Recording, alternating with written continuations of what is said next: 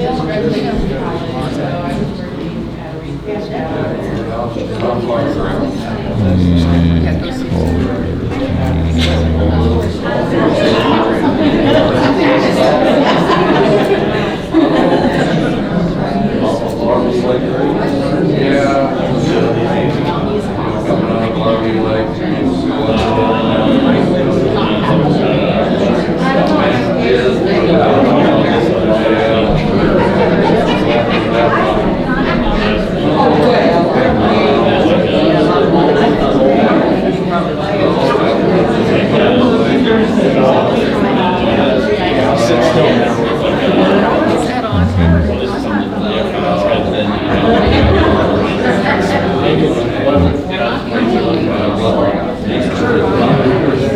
Good evening and welcome.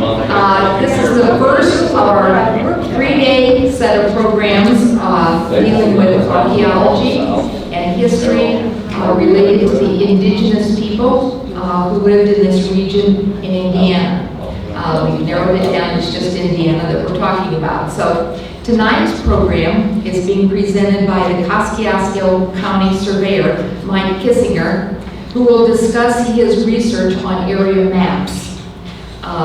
And before he gets started, I want to tell you a little bit about the other programs that are coming up tomorrow and Saturday.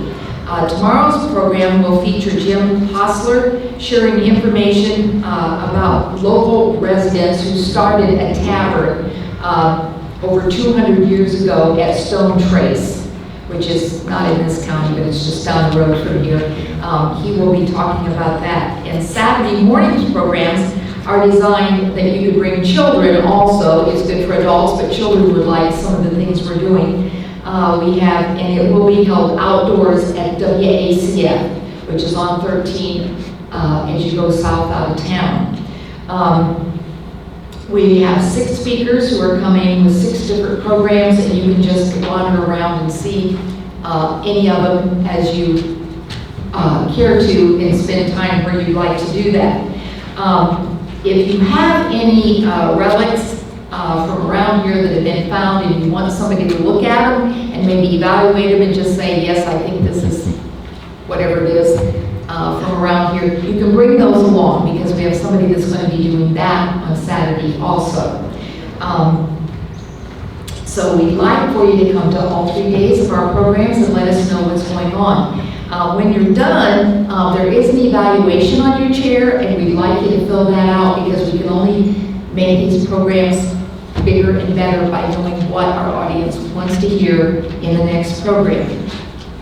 For those of you who don't know me, I'm Mary Moretto, and I am with Syracuse-Wawasee. I've been with Chautauqua for quite a few years, almost since its inception here, but we're still going.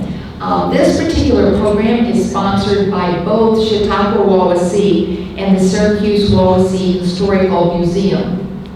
And we want to give a special thanks to the people from the museum, Anne Gerso, who's a local historian and a member of the Wawasee Board, and Jamie Clemens, who's the museum director. And we work very closely with them to put on programs like this. And we want you to know also that we're very happy that we can continue to put on free programs like this, having good speakers and all kinds of things, because of your donations that you give to Chautauqua-Wawasee each year. We function only on donations that are given by people like you. Okay, tonight's program by Mike Kissinger will discuss how maps can unlock the past. I think that just sounds so interesting. I'm excited about this, but Mike has been the Kosciusko County Surveyor since 2015. He's a lifetime resident of the North Webster area and lives on the property that his family received from the U.S. government in 1845. He graduated from Wawasee High School and has worked for the County Surveyor's Office for 41 years. I'd like for you to welcome Mike.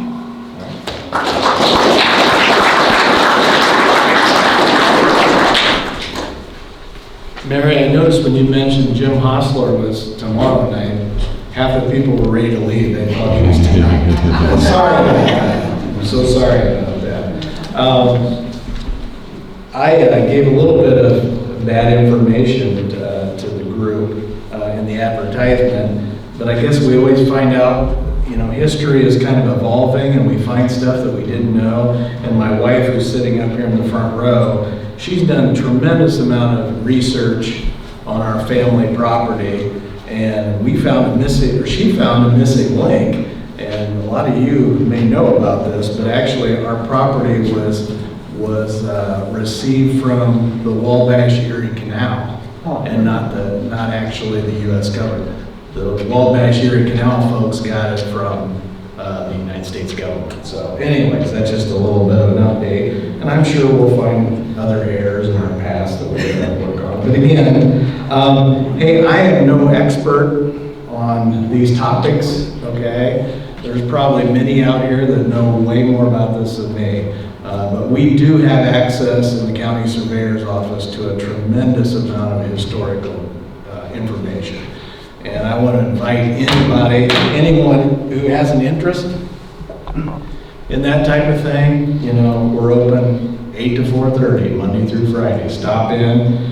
And with me tonight, that's going to be running the PowerPoint, is Amy Hurd, who's sitting up here next to my wife, actually. And she is the map master in our office, okay? So she laughs at that. She is. Any map you want, she will print it for you, okay? And you're gonna see a lot of maps up here. I'm gonna guess, I know some of you have seen a lot of those maps, but I bet there's some that maybe you haven't seen before. And Amy can definitely get those printed up for you, so. We do have a time at the end of the program for questions, but let's face it, this is gonna be a laid-back thing. You have a question, you raise your hand, and we'll talk about it, okay? There's no set schedule, and we'll just see if somebody has an interest in one particular thing. We'll stop for a while and talk about that. I think we're probably ready, Amy, to get going here. First of all, thanks to the Wawasee, Syracuse-Wawasee Museum. Did I say that right? I want to make sure I get that. Yeah, Syracuse-Wawasee Museum and the Chautauqua-Wawasee. Appreciate you inviting me here. So, you know, a lot of people call that Mount Rushmore. Us surveyors call that 3 surveyors and another guy. That's what we call that. Okay. Little did I know that, you know, let me apologize first if tonight, and I don't want to offend anyone. I mean, all the information you read is going to refer to the Native Americans as Indians, okay? I'm not much on a political correct kind of guy, but I'll probably just say Indians, and I hope that doesn't offend anybody, okay? I mean, there's Indian, you know, probably Indian blood in us all here, right? So before we can talk about the Indians, we got to see where the United States, you know, how did we get to the time where we learned all this about the Native Americans and the Indians? So in 1784, the government decided, okay, we probably better not tax you people, okay? Because that didn't go over so well just a couple of years earlier. So rather than tax, they thought they would sell pieces of property in this new land that they now have to raise money for the government, okay? So they got together and they devised a plan on how they were going to start surveying west of the original colonies, and they had to decide how are we going to survey this ground and how are we going to sell the property. So they ended up coming up basically with a 6 mile by 6 mile square. They're gonna start and make out these 6 by 6 mile square with 1 mile squares in between. And so if you say, hey, I would like to have 2 sections in a particular area, then that's how your deed is going to say. It's going to say, I say deed, it was actually a different term back then. But that was the basic layout of how they decided they were going to lay out the ground out there in the wilds that no one had been to, or very few trappers had been to. So that was how they were going to do it. So off they went, my predecessors, and I'm fine that they went before me because I don't think I would have wanted any part of that. I mean, they were really going into the wilds. They had no idea what they were going to find. And again, the Native Americans weren't really happy that they were there a lot of the time. And others were they brought them in, they fed them, they gave them lodging, so it just depended. One thing I want to say about that Mount Rushmore picture, and I didn't realize that till I was like reading up for this presentation. You know, that's a pretty hot topic, Mount Rushmore. You know, that's Indian ground out there, and to this day, that does not go over very well with the Native American folks out there. Okay. So here's that's a typical government surveyor right there, and you can see he's pretty ready. 2 muskets, a gun, and then obviously the conventional surveying apparatus.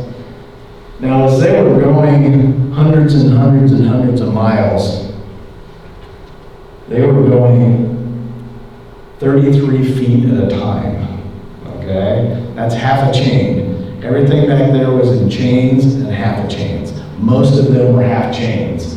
So every 33 feet, they put a mark, and they continue on, and that's how they survey. How monotonous is that, okay? And of course, there's trees in your way, swamps in your way, big silly lakes in your way, so what they devised, again, they knew they were going to do it in squares, so they created what was called a baseline. And this starts over in Ohio. Ohio is kind of where they started surveying. So they have this baseline that comes across, and by the way, it's called the Ebenezer, I don't know if it's on there or not, the Ebenezer Buckingham baseline, because that's the surveyor who did that. Don't know many kids named Ebenezer anymore. I think that was kind of in the way. So we had our east-west line. Now they had to do some north-south lines because you got 2 lines to have a point. So obviously the first one they had was called the first meridian, and it goes into Ohio. But then the one that interests us is the second meridian. And where these 2 lines come together is where the surveying started in Indiana. And it's called, I think it's next slide actually, Amy. Yeah, there we go. It's called the pivot point. And I should tell you that pivot point was established 217 years ago today, September 1st. What are the chances? So yeah, there's my Ebenezer Buckingham right there. So all the surveys started at that intersection and went north from there, north, east, and west, okay? By the way, that meridian line, you may see signs. Obviously, there's that sign. It's on State Road 37, south of Paoli, about 10 miles. And I think you have to walk, let's say 600 yards. Yeah, walk 600 yards. And there's just a stone in the ground with the number 31 written on it. And that's because that's the corner of section 31 where they started, and they went from there and came all the way up to the Michigan line. So as they were surveying, they wrote descriptions of what the land looked like because they were going to try to sell that land to people out east, and they had to be able to tell them what the land was like. And you'll see some notations here. Fine, well, you gotta use your imagination here. Fine grove of small sugar trees. Okay, I'm going to guess that's sugar maple, but I don't really know that for a fact. But then here's an interesting thing. So they went up those section lines. That's the only thing they did. They went up the lines, and every time they came across something, they would note it in their notes. And you can see at 59 chains, when they were going on the south boundary of section 31, at 59 chains, they passed an Indian trail. Okay, and they made a note of that. And know we were talking, there's some maps available now that show Indian trails. That's where that information came from, okay? From those original surveyors in 1828 to 1839 is about when they were doing the surveys in our area, okay, in Kosciusko County. So what you just saw on the previous slide was a copy of the original notes from the surveyor, okay? This is really what they look like. So we found numerous times where when people have sat, they were sitting down copying all those notes and passing, and then they would give them to the county surveyors.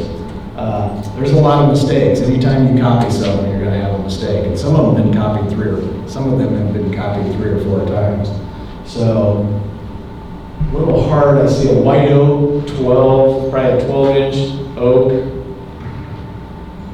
I don't know, you'd have to use your map. I tell you, I sit down at the office and I look at the book that has this in. The next thing I know, it's been an hour and a half and I've been going through all those notes, you know, because it's just really fascinating, really fascinating. Okay, so we're getting closer to the Indians. Hang in there. Okay, so I just wanted to show this map. This is jumping ahead a little bit because this was probably closer to the 1840s. But you can see there was a flat belly reserve. This is Tippecanoe Township, obviously, with Webster Lake. And you can see the previous county surveyor to me, who was one of my 2 mentors, Chuck Brower, was hired me in 1981. And then Richard Kemper, who is a Turkey Creek resident actually, was the previous surveyor. He sat down with those books I was talking about, and every line they ran where they said they crossed an Indian trail, Richard wrote it on our records, so that's how we know where all those Indian trails are. Now you have to guess, if you find it here, and you find it here, then you gotta kind of look at the topographical maps and said, okay, would the Indians that went down in that swamp, or would they maybe stayed on the outside? So he used that to interpret where those trails go.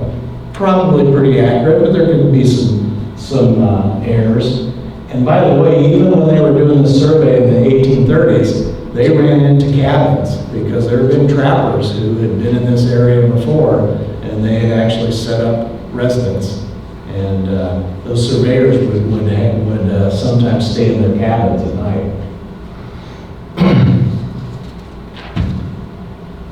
So that's what the surveyors, that's their original sketch out in the field, okay?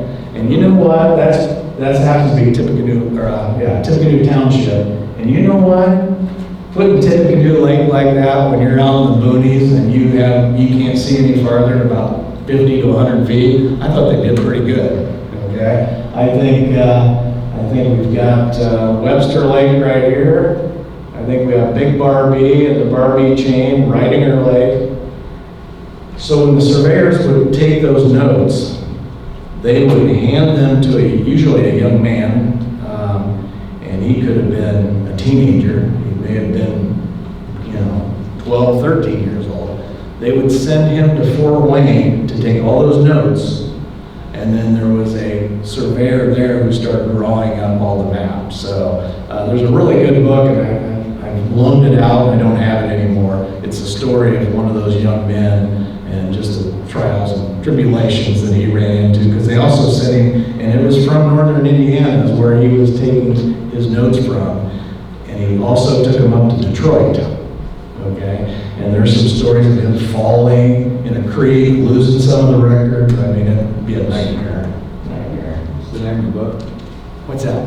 Name of the book? I knew you were going to ask me that, because I loaned it. I thought, I don't need to memorize that, it's my book. And then I loaned it out, and I can't remember. I apologize for that. Okay, so when you were looking at those original notes, you saw that when they put cedar post in the ground. That was the section corner. They put a cedar post. And every time they put a cedar post every half mile, all the way around the section, and then go to the next section. And when they put a cedar post, they'd look around and they would reference that cedar post to something they could find nearby, which back then was trees, okay? So my assistant, Jim Moyer, was doing some work up in Harrison Township. And it's out in the prairie. So my first thought was, what are you tied to out in the prairie? There's nothing out there. And sure enough, this one corner said a 3-inch bur oak. Okay, this was again in 1836, I think it was. And that's the only tie he had because there were no other trees. And that was really odd to me because normally you didn't tie to 3-inch trees. It was usually 12-inch or 24-inch or something like that. So we went out there, and there is one tree out in that field, okay? And the reason it got cut down was not me, okay? Let's make that clear. I did not cut that bur oak down, okay? That was NIPSCO actually did that. So we were able to count the rings, and sure enough, came right to, a 3-inch bur oak. I forget what we said. I think we figured that was about 6 to 8 years old, probably a 3-inch bur oak. They grow pretty slow. And so that thing was still alive, and we can count the rings right out to the age that it was. So that doesn't happen very often. It was kind of a neat thing. Again, a geekish surveyor, historical thing, okay? Everybody else cheap. Yeah, that's really cool, Mike. Okay. So nowadays, of course, the wood posts are long gone. Although, I should say, down in the Hoosier National Forest, they have found some wood cedar posts, the originals. And that would date prior to our survey. That goes back to the early 20s of the 1800s. So nowadays, when I started working in the surveyor's office, we use these brass monuments, okay? They're about, I think they're 42 inches long. We drive them in the ground. There's a plate that went inside, and we use those forever. Now we're using what's called Harrison markers. They're cast iron. They go in. By the way, most of the section lines and the section corners fall in county roads, okay? Because the county road system looks like basically those maps. So those markers, you'll find them. If you come to an intersection, you look out there, there's probably something in that intersection. So there's a typical, I said everything's in square, and you can see, now Tippy's not probably the best example, but you can see the roads do kind of follow the sections. And it could be a half section, or there's even some quarter section. There's a 525. So that's actually the section, and the roads sometimes, a lot of times, follow those section lines. So after the wood post, I think somebody finally decided those wood posts aren't going to last forever. We better put some stones in. So between about 1840s to early 1900s, the surveyors would go back and replace those cedar posts with stones, okay?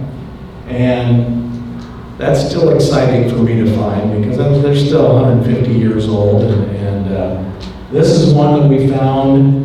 I said they're usually in the road. Obviously, they're not always in the road. This one was out in the field, and those are the kind that we look for because the ones in the road, the county highway's not real tickled about me bringing a backhoe out there and starting to dig down to look for a silly stone that they don't understand what that's all about. But this one we found out in the field, and it's a little hard to see, but we're going to get another picture. Can you see the 3 and the 0? So just like that initial point, that pivot point I was talking about, somebody went to the trouble back in the 1800s to chisel out that 3. Now, I don't know if you've ever tried to chisel in a rock before. I am just fascinated that they took the time to do that. What tools did they have? I mean, it's just incredible. So I think we get another look at it. I think it's hard to see when you get closer. But the next picture I actually just took a keel so you could see it, chalk, so you could see where it is. And then there, you got that big rock, where you have to pick a point. You know, back then they didn't care. They go, put that rock there, that's good. Now we're right down to the quarter of an inch where it has to be, so we had to pick a point on that stone. And that's the section corner.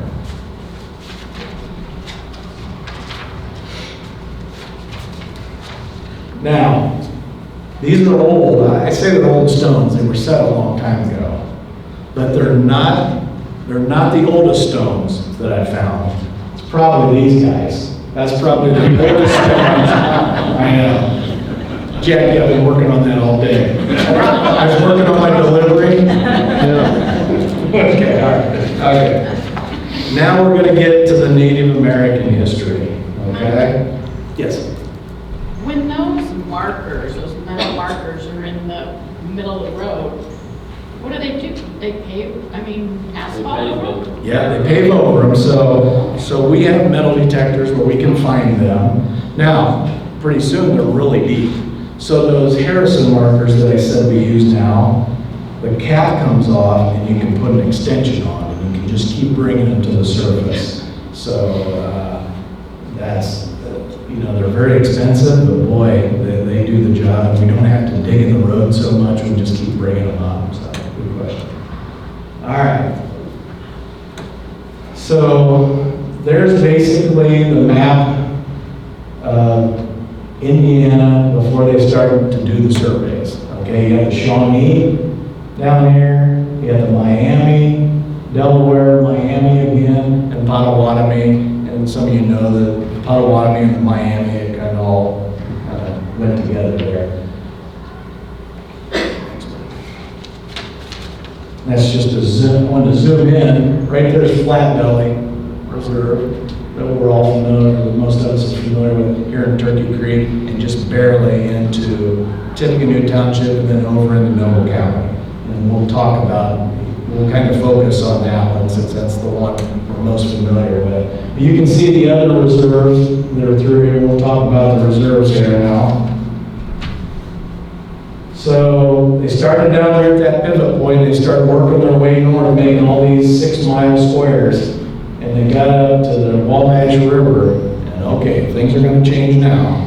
Because now we've got the Indian Nation is Indian lands, they call it. So what are we going to do? We got to keep going. And the Indians aren't going to be happy with it. Mike, what time frame is that? The time frame of that would be 1820, mid-1820s.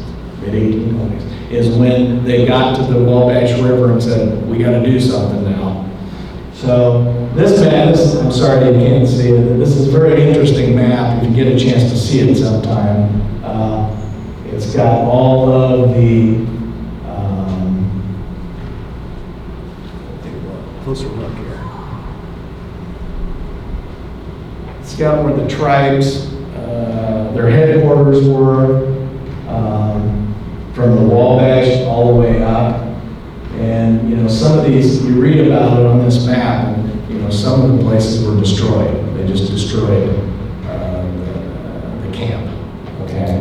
And by the way, I probably got behind. Does anybody have, who has the King of Diamonds, by the way? Somebody have the King of Diamonds? No? Okay.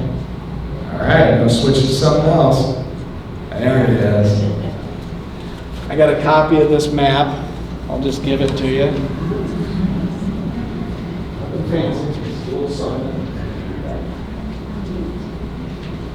And by the way, if you want a big one, you just talk to Amy. Mike? Yes. Who drew that? That came from the Indiana Historical Society is where I found it, so I'm not sure who actually drew that. That's a good question. I do know the dates of where their camps are went into the 1900s, so it was drawn not that long ago. I mean, relatively speaking, 120 years ago. So, the one we're going to be interested in when it comes to treaties, because again, they got to the Wabash, that's it. we gotta deal with the Native Americans. So at the mouth of the Mississippi, the Wabash River is where the treaty that affects our area happened, okay? And the Miami Indians agreed, and I'll use that in quotations, right? To cede to the United States all their claim to land in the state of Indiana, okay?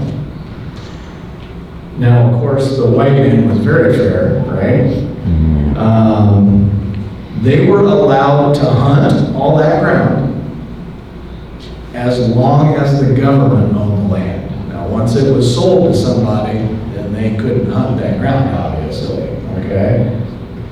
So at that treaty, I bet that was quite the gathering down there, because we had a lot of chiefs, and of course the military folks from the United States. Flat Belly was one of them, and he received 23,000 acres.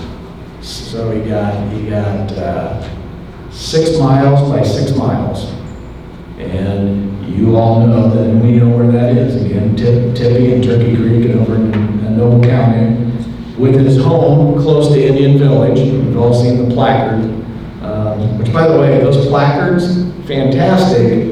But you gotta be a little bit careful of the data on there. There's some errors on those placards. They do a heck of a job to try to get them right. There's a lot of question where actually Flat Belly's home was, because one of the things that he got in the treaty was a brick home. The government built him a brick home, okay? And also, he was furnished with a wagon and a yoke of oxen. Now, I didn't look it up. What's a yoke? Anybody know? What things the whole logs and big wood? Okay, so it's probably 2 oxen? Yeah. 2 oxen? Yeah, Okay. 2 oxen. There you go. And so he received that. The value of that brick home that they built for him was not to exceed $600. And of course, Wawasee, I'm going to say Wawasee, there's other ways to pronounce it. He was also a part of that and also got a small area. But Flat Belly got most of it. They also they furnished each tribe 200 head of cattle. The cattle were 4 to 6 years old, and 200 head of hogs. And they would deliver those annually. Okay, so again, this happened in 1826. They were also given 2,000 pounds of iron, 1,000 pounds of steel, and 1,000 pounds of tobacco. All right. Now, reading through the articles in that treaty, I got a feeling that Flat Belly might have got himself in some trouble, because it said that he was a little anxious about some debts that he had. And he talked the government into paying off his debts, which was like $7,000. So part of that treaty gave Flat Belly, or paid the Miami Indians, gave them extra money. Also, the United States was going to take care of their the poor Indians who didn't have maybe a place to stay, and would also educate their children. Okay? And again, I talked about they could hunt as long as the United States owns the ground. And of course, everybody had to sign it, so the Indian chiefs just signed with an X because they couldn't write. So this also, I found it interesting. You know, they went through and gave different Indian chiefs so much ground. And I got to be careful here with my terminology, but if there was any intermingling between the Indians and the white man, they were also given ground. Now, so you'll see individual, like to the wife and children of Charlie, a Miami chief, one section where they live. So they were given one section. Okay, and you go down through here, and there's a lot of, and I think the Native Americans changed their name when the white man came. They didn't want to. I think sometimes they didn't want to stick out. So I found this name interesting, John B. Richardville, And you'll later find out that was an Indian chief, actually. He was, go ahead. His father was a Frenchman. Was a friend, there you go. French There you French, go. he took his father. Yeah, and he got one section of land also.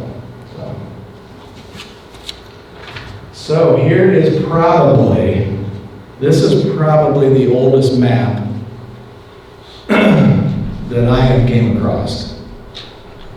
So it was surveyed after the treaty, so the treaty was in 1826, so it could have been 5-6 years later. Because by the way, they just picked out 6 square miles because they hadn't laid out any of those sections yet up in our area. So first they went in and gave the Indians what they wanted, okay? And then they started doing those sections, and they ran into those Indian reserves and they'd have to go around them. So this is the Indian Reserve for Flat Belly. 1826 is when he got it. It's a little hard to see, but the section line between Tippecanoe and Turkey Creek is right here. Runs right across. See a little notation there, and a little notation there. And you can see there's a couple of Indian trails. This one says from the Flat Belly Village, or Flat Belly Village to Fort Wayne. So there was a trail that went the whole way. And there's also one here that says from the Turkey Prairie to the village. And it gave a dimension, I think it says 3 miles to the Turkey Prairie, wherever that was. Okay. So there's what it looks like. When we talk about it, but what's it actually look like? So you guys know where it crosses up the Eli Lilly Road, because that's where that placard is, which by the way has the wrong date on it. That's why I said that. And the other interesting thing with that placard, it says that Flat Belly lived there from